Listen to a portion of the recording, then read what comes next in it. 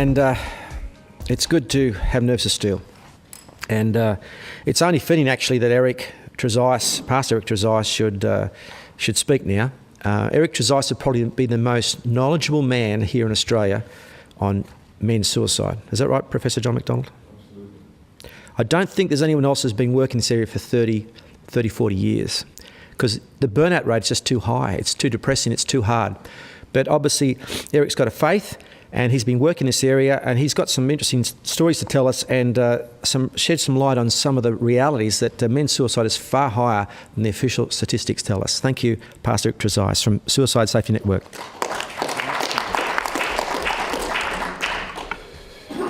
I'd just like to reflect on what you've just said. Wayne and I have been involved with a man in a similar situation who just made a phone call and started to outline what was happening in his life, and it was not dissimilar from what was just being said then, and could have led to suicide if he couldn't have made a phone call to someone. And he rang me. I went down to the hotel where he was, and we spoke, and with Wayne's help now, he's being helped through the situation with not being able to resolve the problem with his wife, who wants to take everything from him and leave him deserted in life. That's just one of dozens of cases that I've dealt with and still deal with on a weekly basis. This is a tremendous problem across Australia that is not being looked at honestly by government.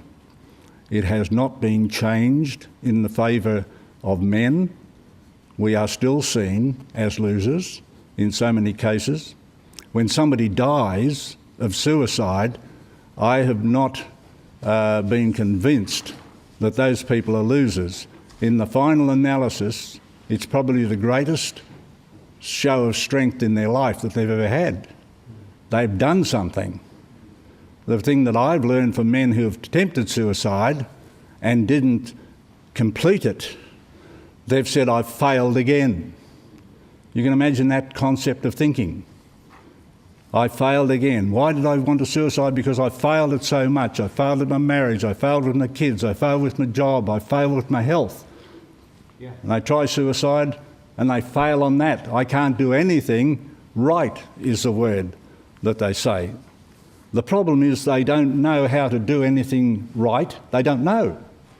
Alternatives and options for them are not seen by them. They're too close to the scene, and if they don't reach out, if there are not organisations like you around the table here today who can reach out to them and prepare to do that and spend the hours and the days and the years doing that, these people will continue to die.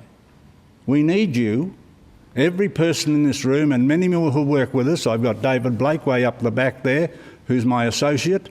David has been with me for years. And he's my nursemaid. He said that's all he is. I get you there and I get you back. I tell you what, I wouldn't be here if he wasn't there. Yeah. You've got people like that. You are a person who can attract people to you because of what you do. Don't give up what you're doing because people want an outlet. They're hoping that they can do something. They haven't got the ability to do that. You have. And you need to be the people who take the lead, and people will come to you when you really show that you are dedicated, committed to what you do, and you'll give your life to it. I'm not paid to do what I do. I've been the most successful unemployed man in life. I've worked for 45 years now it is, and apart from 2.5 years stint, I've not been paid for what I do. I live off my military pension, and thank God I got injured. Otherwise, I wouldn't have that. You have means. I don't know what your means are. Tony Miller has just got his money back to get him on with his work that he's doing. I'm dedicated to this man. Our organisation nationally launched his organisation back on the Central Coast 4, 6 years ago now. We've been involved and still are. We're great friends over that period. I'm not going to talk about what I want to talk about this morning. I want to say this. What I've got is in print. If you're interested in what we do, if you're interested in what other people do, read what's in print. I've got to get print blown up like that so I can even see what it is. And my greatest distress is that I can't even read that properly, so I'm not going to even try.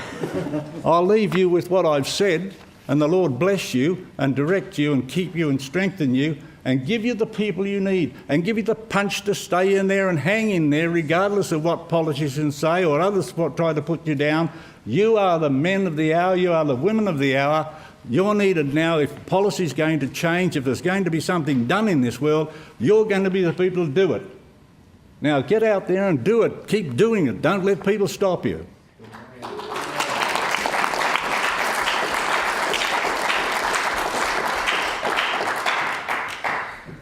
You can't not keep a good man down, can you, Grant, eh? You can't keep a good man down. And this basically highlight that this book has got everyone's messages in there, so you don't have to stick just to what you've written here because it's there. There's a very, very important point in here that Eric has made, if I can make it one more time, is that basically only just recently, is it the Bureau of Statistics? The ABS have just, after many, many years, we've had a great fight with them in the first 2 years on the Central Coast to get them to believe our statistics. They wouldn't accept it. We were one of the very few coronial areas where we had an inquest into every suicide. And we found that only 2% of those that went before inquest were not suicides. Today, there are no suicides of any consequence. Today, you can't get a hearing before a court to get a result. We've still got a body. It's the only situation in Australia where you have a death by violence and you don't have a court to which you can go to get a decision to say what happened to that body. The long and short of that is basically that suicide at 1,700 men a year is way, way underreported, and it's actually getting worse. You might have noticed a drop in the figures, but actually the figures aren't going down. Is that right, Tony? And we heard 13 today. So it's a very important point. Read it, and again, thank you, Eric. Thank you for your impassioned... Let me say this quickly. Read that line. ABS have now admitted that they under-record suicide by between 10 and 15% per annum in metropolitan and larger regional centres and rural areas that we're talking about, Orange and so forth. I've been out to Orange. They are underestimating and under-recording suicides by up to 35%. Now you have a look at what the suicide rate was last year and add those statistics to it and you get somewhere near the reality.